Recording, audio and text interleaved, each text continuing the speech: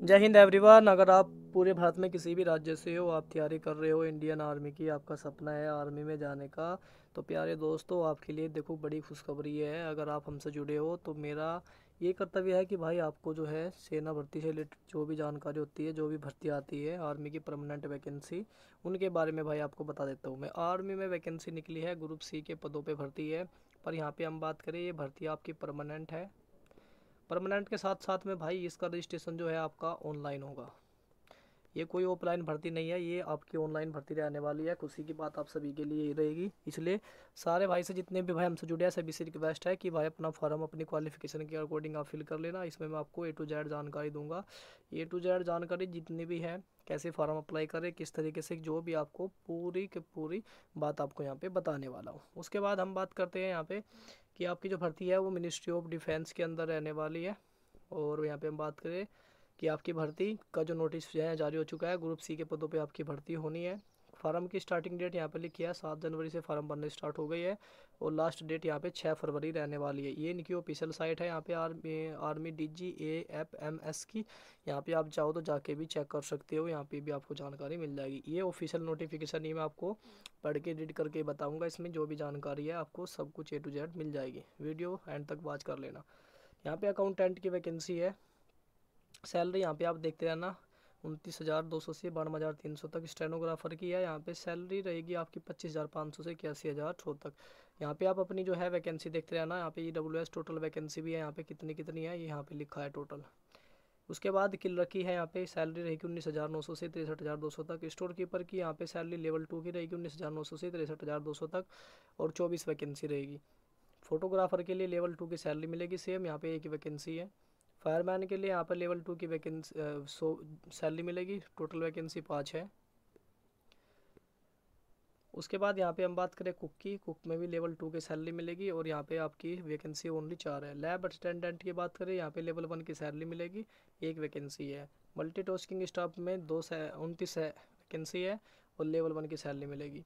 Tradesman met में level 1 की salary है और यहाँ पे टोटल वैकेंसी 31 है। उसके बाद यहाँ पे वाशरमैन की लेवल 1 में सैलरी मिलेगी और यहाँ पे टोटल वैकेंसी 2 ही है। कारपेंटर की बात करें, यहाँ पे 2 वैकेंसी है, सैलरी लेवल 1 की। टीनी स्मिथ के लिए है, यहाँ पे लेवल 1 की सैलरी है, टोटल वैकेंसी 1 है। अब यहाँ पे आप देख लो टोटल वैकेंसी यहाँ पे 113 तो ये हो गई। OBC SC ST अलग अलग, यहाँ पे सबकी अलग अलग वैकेंसी है। ठीक है, तो चलिए उसके बाद आगे बढ़ते हैं। आगे हम बात करते हैं एज लिमिट के बारे में। यहाँ पे आपको बताया गया कि एज लिमिट क्वालिफिकेशन क्या क्या रहेगी, सुन लो। अकाउंटेंट के लिए उम्र सीमा 30 साल मैक्सिमम। उसके बाद यहाँ पे आपके पास डिग्री होनी चाहिए और 12th पास होने चाहिए। आपके पास एक्सपीरियंस भी 2 साल कम से कम होना चाहिए अकाउंटेंट से रिलेटेड। स्टेनोग्राफर के लिए उम्र सीमा 18 से 27 साल होनी चाहिए और यहाँ पे 12th पास होनी चाहिए आपकी। और यहाँ पे जो है आपको आपकी जो है टाइपिंग टेस्ट भी हो, यहाँ पे सारी चीज़ लिखी है, ये आप पढ़ लेना। उसके बाद आगे बढ़ते हैं लोअर डिवीज़न क्लर्क के लिए उम्र सीमा सेम रहेगी और सेम क्वालिफिकेशन यहाँ पे लगेगी। आपकी जो है टाइपिंग होगी 12th पास के साथ में। आपकी जो है हिंदी में बात करें 25 वर्ड पर मिनट, इंग्लिश में 30 वर्ड पर मिनट आपकी टाइपिंग होगी। उसके बाद यहाँ पे स्टोर कीपर के लिए 18 साल 27 साल उम्र सीमा, 12th पास आप होने चाहिए, 1 साल का आपका यहाँ पे एक्सपीरियंस सर्टिफिकेट मांगा गया है। उसके बाद आगे बढ़ते हैं फोटोग्राफर के लिए उम्र सीमा 18 से 27 साल रहेगी, 12th पास होनी चाहिए और डिप्लोमा होना चाहिए आपका फोटोग्राफी में।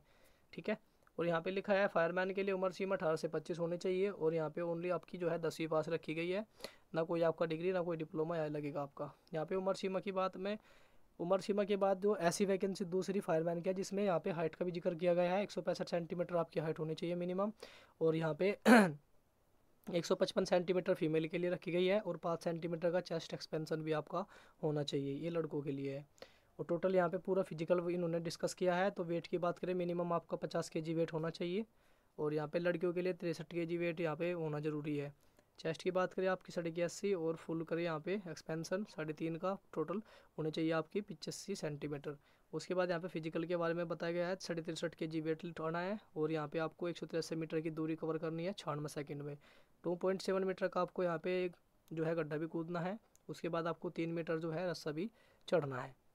चलिए उसके बाद ये आपके बारे में सारी चीज़ें हो गई। यहाँ पे आगे बढ़ते हैं। आगे यहाँ पे आपके बारे में बात करें, कुक उम्र सीमा 18 से 25, 10वीं पास ओनली। कुक के लिए यहाँ पे सर्टिफिकेट अगर आपके पास है कोई भी तो आप लगा सकते हो। एक्सपीरियंस अगर आपको खाना बनाना आना चाहिए ज़रूरी। लैब अटेंडेंट के लिए सेम क्वालिफिकेशन 12th पास होने चाहिए साइंस से।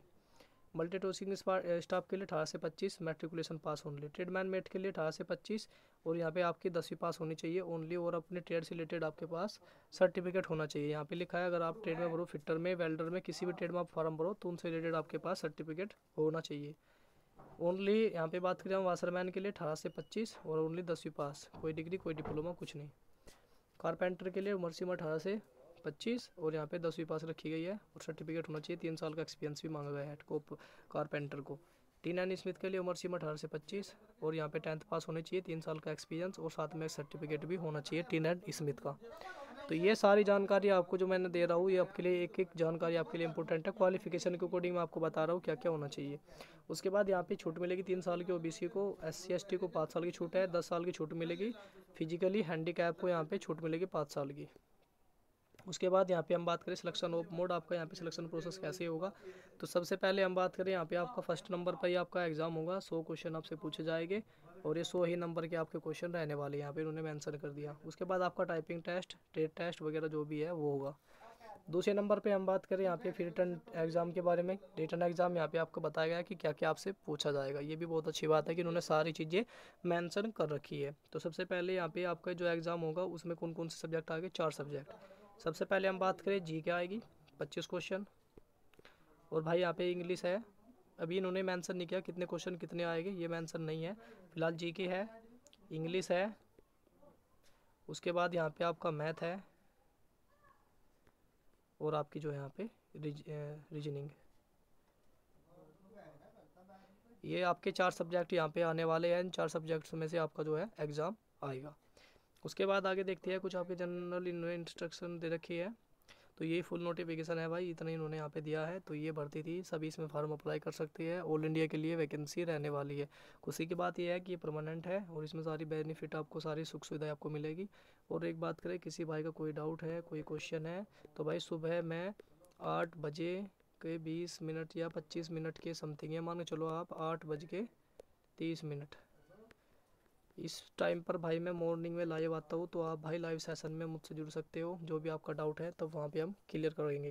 ठीक है, तो आशा करता हूँ जानकारी जो आपको दी अच्छी लगी होगी और ऐसे फ़ायदेमंद वीडियो के लिए हमसे जुड़े रहो। मिलते हैं नेक्स्ट वीडियो में, तब तक के लिए जय हिंद जय भारत।